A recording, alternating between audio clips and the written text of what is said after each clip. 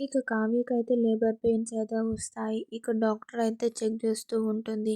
ఇక చెక్ చేసి కండిషన్ చాలా సీరియస్‌గా ఉంది అని ఇంకా అపర్ణతో చెప్తుంది. అపర్ణ అయితే షాక్ అవుతూ ఉంటుంది. ఇక ఇటు పక్కన రాజ్‌నైతే వాళ్ళ నాన్న అయితే కలవడానికి వెళ్తాడు. ఇక నాన్న బెయిల్ వస్తదా అని అడుగుతాడు. 2 రోజుల్లో బెయిల్ వస్తదంటారా అని ఇక రాజుతో అయితే అంటూ ఉంటాడు. ఇక రాజు ఉండి ఇలా అడుగుతూ ఉంటాడు. కళావతి ఎలా ఉంది నాన్న అని అడుగుతూ ఉంటాడు. డ్ ఆపరేషన్ చేయాలంట. ఆపరేషన్ చేయకపోతే తన ప్రాణాలకే ప్రమాదం అంట అని ఇంకా రాజుతో అయితే అంటూ ఉంటాడు. ఇక కావ్య ఉండి ఇలా అంటూ ఉంటుంది. నా భర్త లేకుండా నేను ఆపరేషన్ చేయించుకోను అని అంటూ ఉంటుంది.